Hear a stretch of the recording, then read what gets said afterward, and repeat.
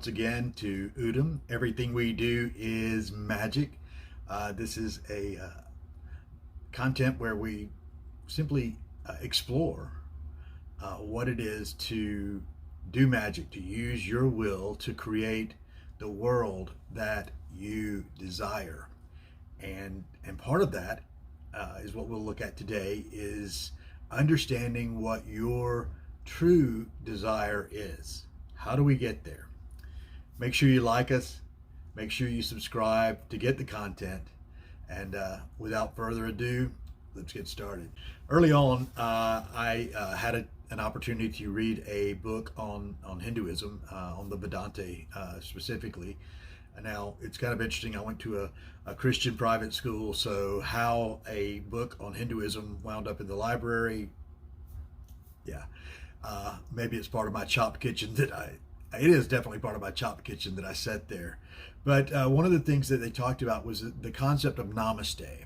Namaste. The divinity in me recognizes the divinity in you. And they kind of put it in terms that my young mind could really grasp. And they said it's kind of like the divine is playing hide and seek. The divine is hiding within others, and we are to seek it out. Well, how do you seek out the divine? First, you have to express the divine within yourself. Now, what does that have to do with finding out your will? It's interesting, again, comparing the Judeo-Christian writings with mysticism, but there's a proverb that says it is the honor, the glory of the divine to conceal a thing, and it's the glory of kings or glory of those who would seek to create and rule to seek a thing out, to find out, to express it. And so I guess that's what I'm trying to do, is express some divine concepts in terms that we can understand. Where do we begin? The first step, very first step, and early on, this is one of the first videos I did. You can go back and look. It's about self-love, and that it's impossible to pour from an empty vessel. That it's impossible to love others without first loving yourself. And we're brought into a world where so much happens to quench or cover or just flat out stymie that self-love. But that's the thing. We're like Adam, as a couple of weeks ago we talked about Adam being placed outside of that area of divine abundance, divine satisfaction by operating in ego. Now, so why didn't the divine just make us automatons and just where we would always be, oh yes, yeah, that kind of thing? Well, it's because the divine has to experience all the possibilities. It's almost like a computer program, that all the possibilities of not experiencing divinity, we're here to break through those and to find our way back. As I like to say, we are the divine, watching the divine, becoming divine. Well, that's all well and good, right?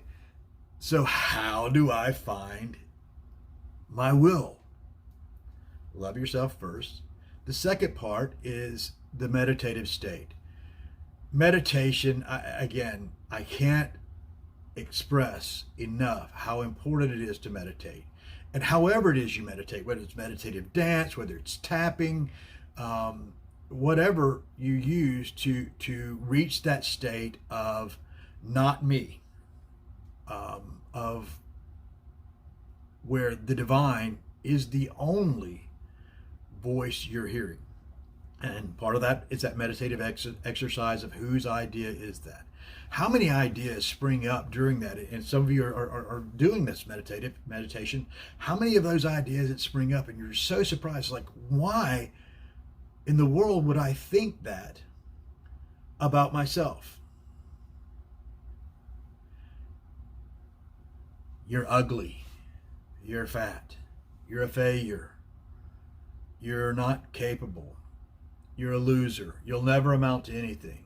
All these things that come up, and they're other people's ego trying to impose upon us, because we've got this concept, and it's taught to us in the world, that the only way that we can create, the only way that we can have anything, is pushing others down. How many stories are we told of the evil businessmen who only want to create profits? They have no desire to help anyone else out. The reality is that I've found most businessmen, most successful business people, I should say, I don't want to sound misogynistic, most business people, their success is built on helping others find what they desire. And that's part of my success here. I want to help you find what you desire. I want to help you find what your heart's desire is. There's another passage from the Christian writings that says, as a man thinks, or as a person thinks in their heart, so they are. So let's talk about this thinking in the heart. The thinking in the heart doesn't depend on feelings or emotions or our sensory perceptions. The thinking of the heart is a meditative place where we get beyond that, where we move beyond, we move back into the garden, so to speak, into this place of creativity, into the place where, like Adam, whatever we call a thing, that it becomes. Now that happens whether we like it or not.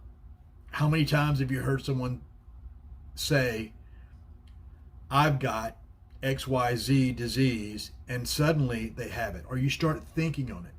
Because again, we are divinity. We are the divine. We are, as the hologram says, we are the little piece that has every bit of the hologram in it. Or if you're looking at Kabbalah, the tree of life, that every branch of the tree of life contains the entire tree of life. So every bit of our DNA, every bit of who we truly are, every bit of this entire creation contains all of creation. Now we, above all of the creation, now have this mind of the divine as well, where we can actually look at it and think upon it. If you guys followed any of my permaculture, my farming videos, you know I've got pigs, I've got chickens. And you know, they have no concept of self. Everything that they do is based on animalistic drives and this desire to live. This fear of death. Talked a couple of weeks ago about love and fear. Fear being the opposite of love. That there is no fear in perfect love. Because when you're operating out of fear, you're operating in that animal sense. You're operating in the primitive sense. Now, we share that with all of creation. We share that. But because we have been placed have within us a soul. Neville Goddard, I believe it is, expresses it best that is the real us, is the soul. That this vessel that we're in is just kind of like only 20% maybe of what we are. It's just kind of the expression that we've chosen to put forth into the world. But that who we truly are is in our soul. So how do we get to that soul place? How do we get to that who we truly are? One of the exercises that I use is neti neti. It's where, in my practice, what I'll do is I'll start with like my toes, and I'll just let my toes cease to exist. That I'm not my toes. I'm not my ankles, my feet. I'm not my calves, my shins. I'm not my knees.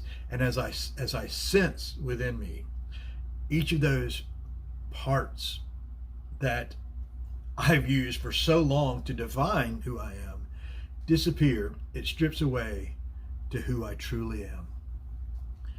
Now, does this happen all the time? Am I perfected? Have I perfected this practice? Absolutely not. But I'm on my way.